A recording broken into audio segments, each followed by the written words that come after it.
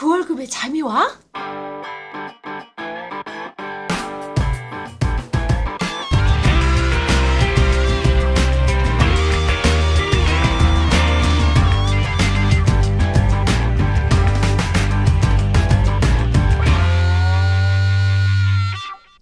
안녕하세요.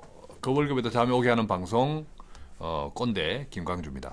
예, 뭉치 약수민입니다. 반갑습니다. 요즘 신문에 뉴스에 배추를 갈아엎더라고요. 배추를? 요즘 이제 배추를 한참 수확해야 되고 이래야 되는데 배추를 갈아엎어. 왜 맞아. 갈아엎어? 배추 한 통에 500원 선이 500원. 예. 산지 가격이. 예? 아니 마트에 파는 가격이. 아, 마트에 파는 가격이. 예. 우리 뭉치 씨는 마트도 가네. 아이고 기사에서 맞죠 저는. 그렇구나. 마트 가격이. 그러니까 이게 예를 들면 한 통에 1,000원인데 많이 구입하면 500원에 판다 이거죠. 근데 문제는 우리 막상 소비자들은 그렇죠.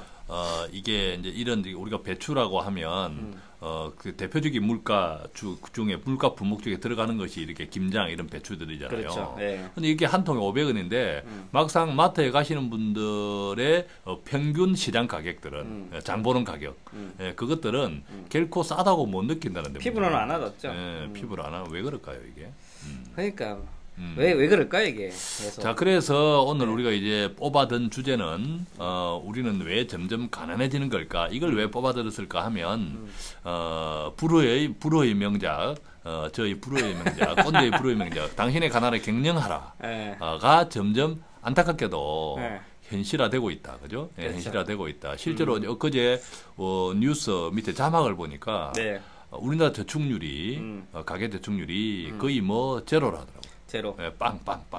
빵은 제로가 빵은 이렇게 이제 심각해지고 있는 원인이 뭘까? 이런 것들을 한번 우리가 다시 한번 조금 대책임질을 한다는 측면에서 한번 살펴볼 필요가 있을 것 같아요. 그렇죠. 웃긴 게 우리나라 경제 규모는 계속 커지고 있어요. 경제 규모는 세계 13위. 그리고 1인당 소득도 과거보다 많이 높아지고 지금 최근의 자료에 의하면 세계 33위 정도래요. 무수히 많은 국가 중에서 33위. 굉장한 거죠. 경제 규모 13위면. 근데 중요한 거는 우리 그 서민들 소주머니는 계속 얇아진다 이거죠. 우리 이제 경제 규모는 13이고 아까 우리 뭉치 씨가 이야기한 33위는 1인당 국민소득. 그러니까 이제 경제는 13등인데 1인당 국민소득을 기준으로 하면 33등이라는 거죠. 예를 들면 우리가 세계 경제 규모 우리나라가 13이라면 그렇죠. 그래도 1인당 소득은 한 10에서 15위 정도 그렇죠. 이렇게 좀 밸런스가 맞아야 되는데 이게 너무 이게 소위 말하면 그 나라는 부자인데 개인은 가난한. 그렇죠.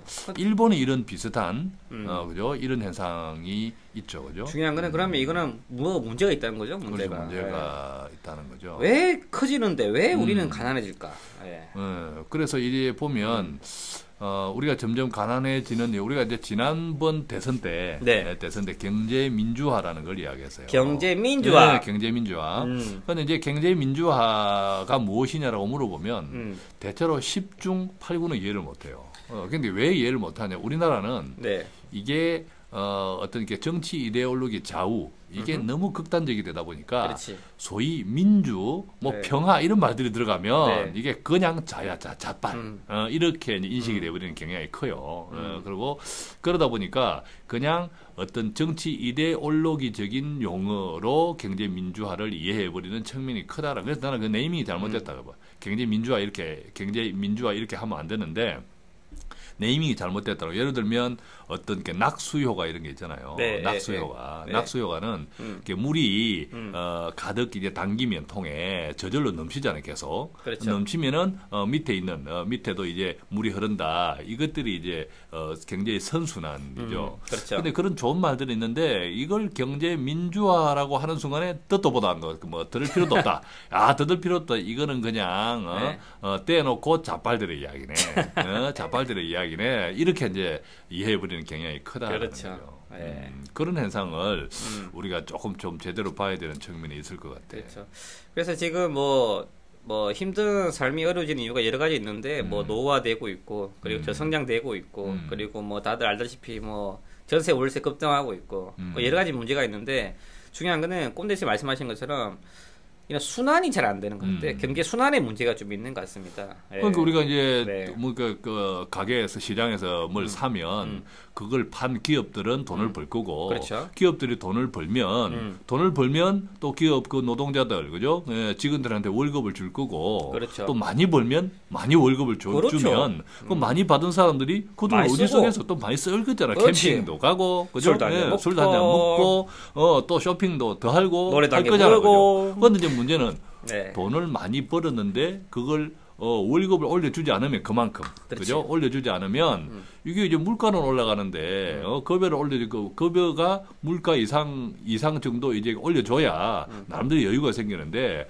여유가 안 생기니까 소비를 못 하는 거죠. 그래서 여기서 보면 두 가지가 있는 것 같아요. 아까 꼰대 씨가 말씀하신 것처럼 안 올려주는 것도 있죠. 안 올려주는 거. 네. 뭐 안 올려주는 것도 있을 거고 못 올려주는 것도 있겠지만 중요한 거는 이 임금 상승률이 일단은 물가를 따라가야 돼요. 물가를. 이 물가라는 거는 이제 가격이 상승하는 정도죠. 근데 중요한 거는 이 물가라는 게 실질적인 물가를 따라가야 돼요. 실질적인 물가. 체감 물가. 그렇죠. 체감하는. 근데 중요한 거는 근본적인 문제는 뭐냐면 이 임금 상승률이 실질 물가를 못 따라가고 있다는 거예요. 그렇지. 네. 최근에 보면 이제 네. 소비자 물가지수가 뭐 1%, 2% 네. 이래다는데 동의합니까? 동의가 안 되잖아. 그렇죠. 근데 중요한 거는 이 근데 물가는 지표를 낮게 넣었는데 임금 상승률은 또 높아 생각보다. 그런데 왜 실질적인 물가를 못 따라간다냐면 중요한 거는 정부가 공식적으로 발표하는 이 물가 상승률이 실질적인 물가를 반영 못하고 있다는 게 중요한 그렇지. 예를 들면 거죠. 갑자기 전세금이 월세가 전세금을 1억 올려달라는데 그렇지.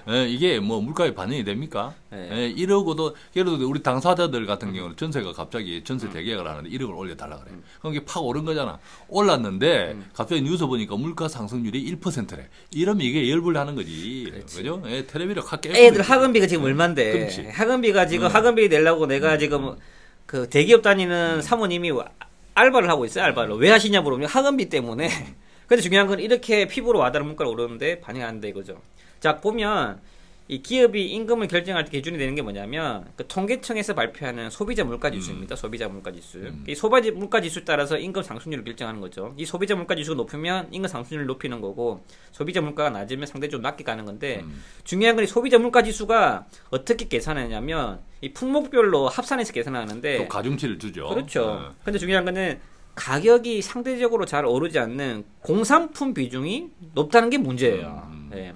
꼰대식이 말씀하신 것처럼 실질적으로 우리가 느끼는 체감 물가에서 가장 영향을 미치는 것은 뭐냐면 집값, 그 다음에 교육비, 우리가 서론에 말씀드린 식품 가격 이런 것들이 실질적으로 우리가 체감하는 가장 피부로 와닿는 물가의 중요한 포인트인데 소비자 물가 지수에서는 이런 부분 가중치가 굉장히 낮게 잡혀있다 이거죠. 낮다. 예.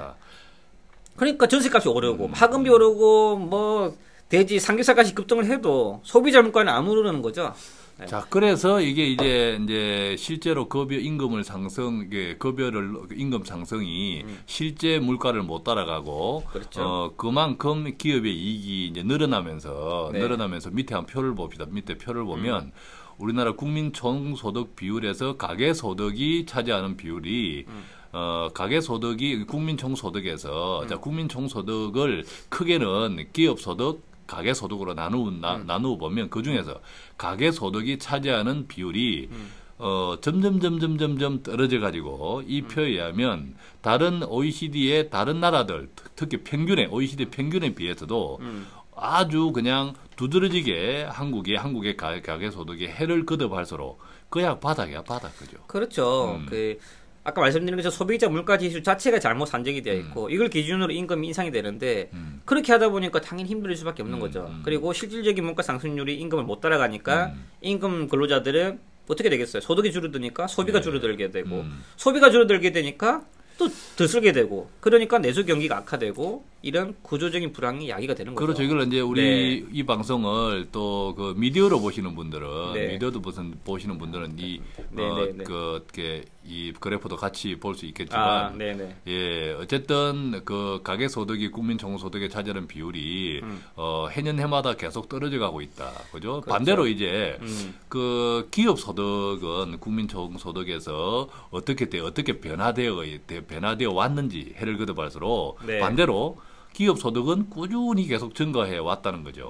그것도 OECD 평균을 크게 상회하면서. 그렇죠. 2013년도 한국은행이 발표한 자료를 보면 그 총 소득에서 기업 소득이 차지하는 비율이 재밌네요, 이 표니까. 그죠. 우리나라는 계속 늘었어요. 계속 늘었지. 네. 근데 아까 말씀드린 것처럼 총 소득에서 가계 소득이 차지하는 비율은 계속 줄었어요. 자, 그러니까 우리가 2008년부터 금융위기가 왔잖아요. 그죠? 네. 금융위기가 와가지고 모든 글로벌 유럽을 비롯해 다 어려웠어요. 어려웠는데 그 중에서 특히 가계 소득은 한국이 더 어려웠다. 더 가파르게 하락했다라는 거고, 또 반면에 기업 소득 측면에서는 글로벌 위기가 조금 진정이 되면서 다른 나라들도 조금씩 오르기도 했지만 대체로는 큰 변동이 없어 보이는데 유독 한국은 기업 소득이 크게 증가했다라는 거죠. 이 차이가 그렇죠. 뭘까요? 이 차이가 바로 그렇지. 이게 경제 민주화거든. 경제 민주화. 그러니까 우리나라 뭐 꼰대식 항상 책에서도 말씀드렸고 여러 번 말씀하다시피 사내 유보금이 장난 아니죠. 그렇죠. 사내 유보금이 네. 장난 아니죠. 그 어떤 정도까지 많이 쌓여 그렇죠. 있나요?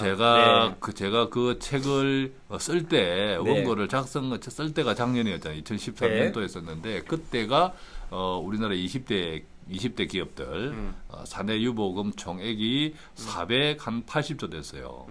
480조 됐는데 그 책이 올 1월 달에 출간이 되면서 500조를 돌파해 버렸고 이미 지금 거의 뭐 한 40조가 넘을걸요. 그죠? 계속 기업이 어렵다 하는 대로 하는데도 불구하고 기업이 가지고 있는 기업 금고에 쌓여 있는 돈들은 계속 증가하고 있다는 거. 이걸 어떻게 해석해야 돼, 이걸? 그러면 아까 제가 말씀드렸다시피 소비자 물가 상승률을 낮게 측정해내서 임금 상승률이 낮아지는 경우가 있다고 얘기했는데 그러면 그 원리적인 그 전에 앞서가지고 그러면 정부는 왜 물가 상승률을 낮게 발표를 할까? 이게 포인트예요, 이게. 네.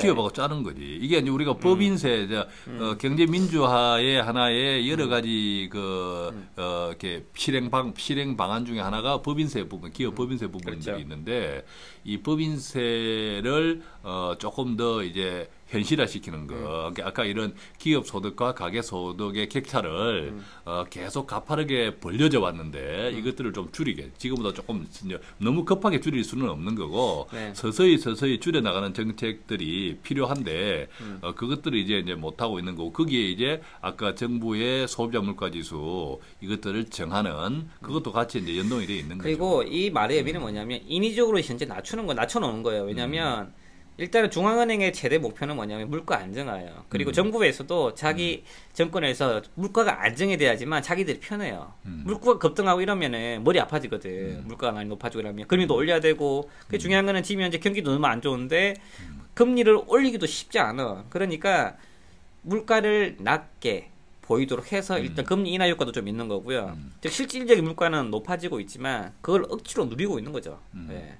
이런 것들 때문에 궁극적으로 피해받는 거는 말씀드린 것처럼 이제 임금 상승 근로자들이 그대로 피해를 받고 있다 이거죠. 그렇죠. 그래서 이제 우리가 이게 경제 민주화라는 것이 진짜 좌빨들 흔히 이야기하는 좌빨들의 그런 정치 이데올로기적인 구호가 아니라 이게 이제 시장이 이제 건전하게 선순환이 되려면 적절하게 소비가 일어나야 되는 것이고 그 소비가 일어나기 위해서는 소비는 돈으로 하잖아요. 그렇죠. 또 소비는 누가 합니까? 주로 개인들이 하잖아요. 개인들의 소비할 수 있는 여력이 증가돼 나가야 되는데 특히 우리가 지난 IMF 이후 때로부터 98년도 이후 때로부터 어떤 기업 위주의 어떤 게 시장 정책을 써 나갔기 때문에 기업의 이익은 개인에 비해서 과다하게 보호되어 왔다는 측면이 큰 거죠. 근데 그것들이 지금 이게 내수 소비할 돈이 없으니까 개인이 이 지경까지 이르러서 결국 저축률도 소비만 못하나 저축도 못하고 있다는 거죠. 그렇죠. 그러니까 이렇게 배분이 안 되다 보니까 불평등하게 되고 여기 또 그 한국은행 자료에 의하면 가계부채는 계속 늘어나고 있고 개인들 순저축률은 계속 줄어들고 있고 우리가 이게 이제 20대 기업이 가지고 있는 내부 유보금이 500 몇십 조라고 하면 우리가 2015 내년도 정부 예산이 뭐 370 몇 정도 그렇죠? 예산안이 완전히 뭐 확정된 것도 아니지만 안 자체가 정부 안 자체가 그러니까 한 해 정부 예산에 무려 1.5배나 된다는 거죠. 그죠? 1.5배씩이나 20대 기업들이 가지고 있다. 근데 이 기업들이 실제로 이제 투자를 얼마나 하느냐 보면 그 뭐 투자하는 것은 그 4분의 1도 안 돼요. 그렇죠. 3분의 1도 안 돼요. 투자를 안 하는 것은 아닌데 그러니까 너무 이렇게 기업들을 보면 특히 이제 전경련 같은 이런 이야기를 들어보면 한 해도 어렵지 않다고 한 해는 없었던 것 같아요. 늘 어렵다. 그렇죠. 늘 어렵다 하는데 왜 돈은 자꾸 쌓이냐고. 왜 돈은 쌓이냐고 그럼. 그죠? 왜 쌓이냐고. 맞습니다. 이렇게 지금 점차 자원 배분이 이제 왜곡되고 있죠. 그렇게 됨으로 인해서 가계는 점점 더 가난해지고 있고 그렇게 하다 보니까 저축은 거의 못하고 중요한 거는 빚만 계속 늘어나고 있다. 중요한 거는 아까 꼰대 씨가 서두에서 말씀하신 것처럼 선순환 구조가 안 되고 회복이 되지 않고 있다 이거죠. 중요한 거는 이런 게 회복이 돼야 되죠 이거죠. 그러면 이런 걸 회복하기 위해서 어떻게 해야 되냐 이거죠. 중요한 거는. 그래서 우리가 이런 시장을 너무 어떤 경제 정책이나 이런 것들을 너무 쉽게 생각하지 않았으면 좋겠다라는 거죠. 그러니까 좀 우리가 서로 좀 공부도 필요하고 지금 이런 현상이 어제도 KBS인가에서 한국의 경제 위기다 해서 특집 방송을 하더라고요. 그걸 보니까 왜 한국 경제가 지금 어렵냐? 수출이 뭐 중국이 커가지고 중국이 뭐 우리가 중국에 수출하던 것들이 이제 중국에서 그 중국 자체에서 많이 해결하기 시작하니까 경제가 산업이 기술이 발전해서 우리가 이제 중국도 수출도 어려워지고 뭐 이런 이야기들을 많이 하더라고요. 그런데 정작 물론 그런 것도 외형적으로 있겠지만 진짜 문제는 우리 내부적으로 이런 불평등 구조가 너무 과대해지니까 개인이 쓸 돈이 없어 이런 이야기들은 또 우리가 수출을 하는데 참 그 아이러니한 것은 우리나라의 자동차라든지 휴대폰이라든지 이런 것들이 수출 가격이 비쌉니까? 우리가 사주는 내수 가격이 비쌉니까? 항상 우리가 바가지 써줬잖아요. 그렇죠. 우리가 바가지 써주면서 기업들 수출 잘 안 하고 너희들 나가서 그죠? 나가서 적자 수출 많이 해야 되니까. 그 대신 우리 국내 소비자들은 비싼 가격으로 덤태기 써줬단 말이에요. 여태까지. 그렇게 했으면 좀 내놔야지. 내놔야지. 근데 저는 또 이렇게 생각해요. 그분들은 어차피 이 방송을 듣지 않을 거고 어차피 자기들 논리 이윤 극대화를 위해서 할 거는 뻔한 것 같아요. 근데 중요한 거는 이를 바꾸는 거는 쉽지 않을 거다. 그래서 저희가 할 수 있는 거는 뭐냐면 이건 것 같아요. 관심. 그렇지, 관심. 일단 뭐 말씀하신 것처럼 일단 기업이나 정부만 좀 비판하거나 좀 무관심으로 아이고 모르겠어 내 거나 잘할래 이렇게 일관해서는 이런 불평등을 벗어날 수 없다 이거죠. 중요한 거는 우리가 이런 문제에 대한 인식을 하고 중요한 거는 경제에 대해서 정확히 알아야 된다 이거죠. 정확히 알고 뭐가 문제인지에 대해서 인식해야 된다 이거죠. 그래서 우리 이게 정치 이데올로기가 너무 이제 극자 극우로 이렇게 딱 반분되어 있는 것이 사실은 이런 오늘날의 우리 경제 위기를 초래한 측면이 커요. 왜냐하면 그로 인해 가지고 상대방에서 하는 소리는 그냥 다 무시해. 그냥 정치적인 이야기로 그냥 무시해. 잘라버려. 경제민주화도 마찬가지인데 이제는 우리가 경제에 관한 어떤 자꾸 이제 좀 아까 이런저런 그 현상들을 이야기했지만 조금 그 스스로 조금 이제 공부를 하고 스스로 저것이 진짜 어떤 팩트를 가지고 이야기하는 그것을 우리가 조금 따져보는 그런 자세들이 필요할 것 같아요. 맞아요. 그래서 관심 있어야 돼요. 관심 있어야 되고 그래 뭐가 문제인지도 좀 아는 거고 그래서 가만히 있으면 남이 알려주겠지 그런 거 없습니다. 그래서 경제 민주화를 우리가 이제 갱상도 말로 그죠? 갱상도 말로 한마디로 그냥 풀어내면 경제 민주화는 뭘까? 그죠? 뭘까? 한마디로 이야기하면 니 그동안 많이 묵었다 아이가 그죠? 인자 좀 같이 묵자. 인자 같이 묵자 이 말이에요. 경제민주화가 그죠? 그리고 이제 관심을 통해서 일단은 아까 말씀드린 것처럼 실질적인 물가가 통계에 반영될 수 있도록 노력해야 됩니다. 그런 부분들이 많이 왜곡되어 있고 그에 따라서 관련된 그 정책이라든지 아니면 기업들의 인구 상승률이 다 결정이 되는데 이런 부분들이 정부 정책 논리에 따라서 상당 부분 많이 좀 눌려 있다 이거죠. 그래서 이런 부분들에 대해서 좀 많이 관심을 가지고 좀 그렇게 하다 보면 조금씩 변화가 아니겠습니까? 네. 자, 이제 변화가 있어야죠, 그죠? 네, 변화가 있어야 될 거고, 이게 뭐 하루아침에 변하겠습니까만은, 저는 이제 경제가 바닥을 친다 그러고 또 저축률도 바닥을 치고 산 꼭대기로 올라가는 것은 가계부채고, 그죠? 그럼에도 불구하고 계속 20대 그룹의 그 내부 유보금, 그죠? 금고의 돈은 쌓여가는 현상, 이것들에 대해서 우리가 정확하게 직시를 해야 될 것 같아요, 그죠? 자. 거기서부터 문제 해결을 좀 해나가면 어떨까. 단순히 수출이 안 되니까 우리 경제가 엉망이다. 이렇게 너무 진짜 형식적인 이야기를 안 했으면 좋겠어요. 그렇죠. 그래서 저희가 할 수 있는 거는 이런 거에 대한 관심, 경제에 대한 이해, 이런 것들이 조금씩 쌓여가는 게 중요할 것 같습니다. 자, 그래서 저희 머니스토리 TV 그런 부분들에 대해서 조금씩이나마 시청자 여러분들, 청취자 여러분들에게 도움될 수 있도록 노력하도록 하겠습니다. 자, 수고했습니다. 그 전에 앞서가지고 기타 궁금하신 부분 있으시다면 자, 광고 방송 나오겠습니다. 광고 방송. 네, 자, 광고 방송. 저 머니스토리 TV 홈페이지 들어오셔서 간략하게 노트 남겨주시고 최근에 지금 질문들이 많이 들어와요. 질문들이 많이 들어오시는데 그 좀 정리를 좀 해주셔서 남기시면 좋겠어요. 이게 그 요약을 좀 해주시고 그다음 포인트가 뭔지에 대해서 좀 그렇게 해주신다면 저희가 좀 답변 드릴 때도 좀 일목요연하게 정리할 수 있으니까 좀 그런 부분들을 좀 부탁을 좀 드리겠습니다. 그래서 여기까지 하죠, 뭐. 자, 머니스토리, 한마디로 이야기하면 머니스토리에 좀 이렇게 머니스토리를 사랑해 주십사 하는 우리 뭉치의 광고 방송이었습니다.